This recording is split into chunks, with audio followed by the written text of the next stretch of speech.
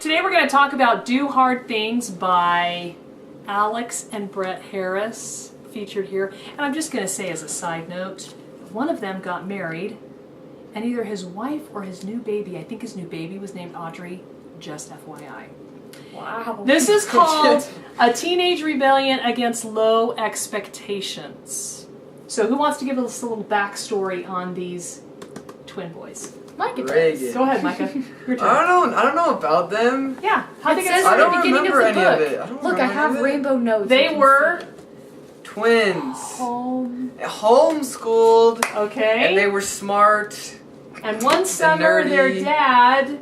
Why don't I just tell it? Yeah, why don't you tell Okay, it? go ahead. Okay, so I'll hold up these the book epically. they were homeschooled, and one summer their dad put a pile of books on the table and was like, "You are going to read all of these books." And they said, "Okay," and then they did it. And then they were like, "We got Thumbs up to obedient kids. Just gonna say that. And then they were like, "We got to do hard things because they were like 15 when that happened." Yeah, now they're like 29. Yeah, but when they wrote They're this 29. They are not. They Yeah, wrote they're this probably book. like in their Let me see 40s when it was They now. wrote this book when they were 19, I think. Yes. And when they were 17, they were heading up like a Congress thing. No. Yes, they were. That's a nice They were try. they were president This was when they were published in 17. 2008, so they're Yeah, in their they were early president. That makes them like 54 now. President of the United States when they were 17. For Okay, the record. they read this. No, they didn't. They wrote. I mean, they wrote it. They read the books they were supposed to read. They And just then did. they started A blog! They started Yes, a blog! started a blog. Blog. Because I knew they were writing stuff. They were writing stuff like this. But it wasn't that. Yes, but it was like this. It was a blog. And they were trying to connect teenagers and say, hey, everybody thinks we can't do anything and that we're just losers and that we just get in trouble all the time. So let's prove to the world that we're awesome and we can do hard stuff. And I don't know when the actual do hard things kind of became the catchword. I can't remember if the blog was named that or what. It wasn't. So then they were given this opportunity, what you were talking about, in some state, I can't remember which, seems like it was in the South. There was a guy running for a judicial seat, maybe? I don't know what that means. To be a judge, and he invited them at 17 to come and head up his campaign.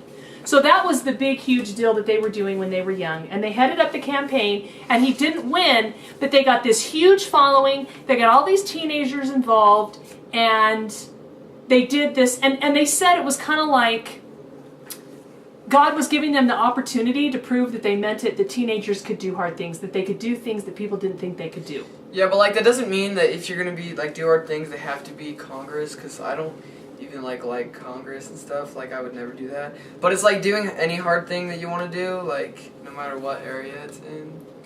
Okay, they definitely believe in God. Mm-hmm. Yes. I think they're Christian. Yeah, they talk about church in here. Yeah. And so what kinds of hard things do they mean? Who remembers like kind of how it starts out and the stories they tell at the first? Oh, dude, you should read this They talk part. about George and about George Washington. yeah, but about They call him also- George. Yeah, they call him George, and they talk about Clara. Clara Barton Mm-hmm. And and some other Someone guy that did else. cool stuff. Uh-huh. And why were they doing that? What was the point? Well, because the dude was like captain of the ship when he was like 14, and yeah. And George Washington was the head of an army when he was like 17. They're pretty much the whole book And is Clara about how- Barton was like head of something when she was young. Okay. Yeah, the big thing is like how like people used to be adults when they turned, Yeah. 14, 15, and now we have like this in between. Yeah, because he was put in really charge dumb. of an entire ship because he was like the first mate or something, and the captain was sick, so he was put in charge of the entire ship when he was like 14. I think it was his dad. Dude, and then these are the Okay, these just are 1 second for that. the expectations. So what was that thing you were saying about the teenagers? You were an adult. Like Go Ralph back to Moody. that. Go back to that. Ralph Moody. Yeah. Little britches. Love it. Well, but what does that mean? They were an adult at a certain age. Well, like people like got married when they were 14 back in the dark ages, and now like people don't get married till they're like 30, Yeah. and so like. But what's his point about the point is like teenagerism? They were teenagers- treated as adults. Teenagers need to accomplish stuff for their adult lives, and not sit around and party and drink and stuff. Okay, And also that there was no such thing as a teenager. yeah, you would You go were a from kid? a kid to an adult, Yeah. and they would treat you like an adult once you were like 14 or 15. Yeah, you were expected to be. It's like in Laddie when she wants to get married, and so every time their daughter wanted to go out in court and begin thinking about getting married at age like 15 or 16, then the mom would leave the house for a month. Yeah.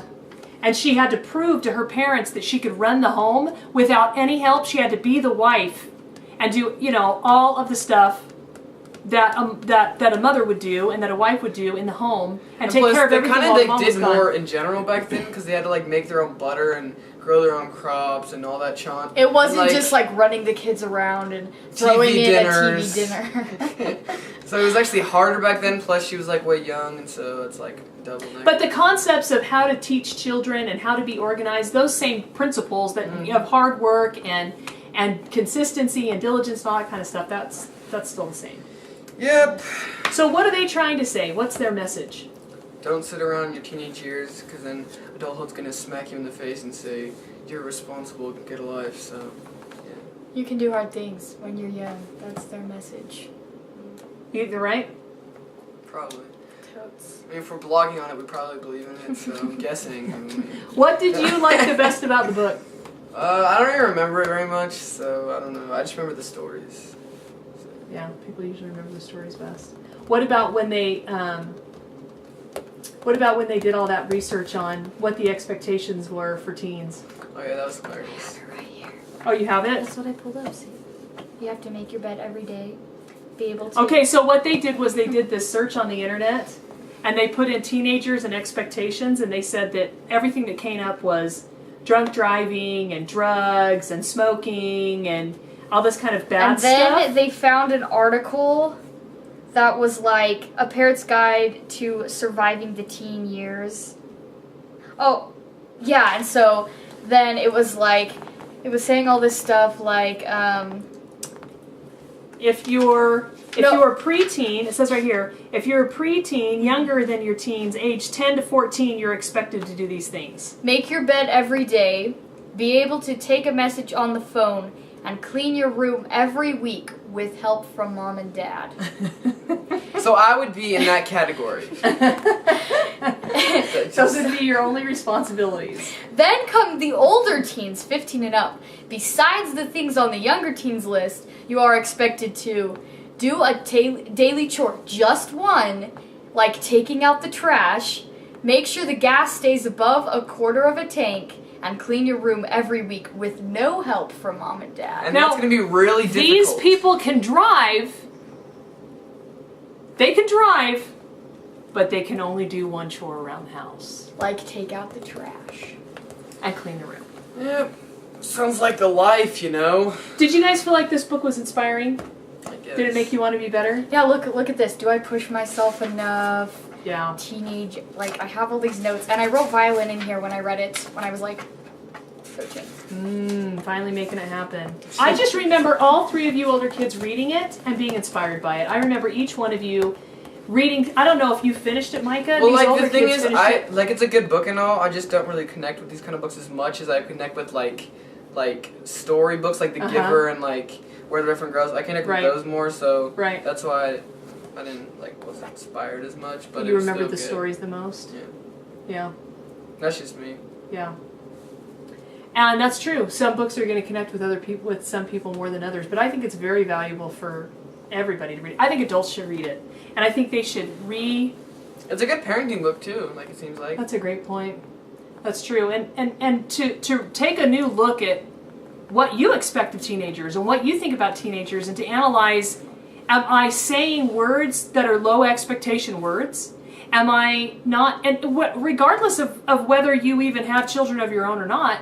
This is a valuable book to read, to think about who teenagers are in society and how we didn't used to have them, and what they should be contributing, what they could be contributing now, today. And like a lot of people, whenever you say like, yeah, Micah and Reagan are teenagers now, they're like, oh, I know how that was. Teenage years are the worst years of parenting, or yeah, it's just terrible, and like all this stuff, and it's like, we're just teenagers, like it's.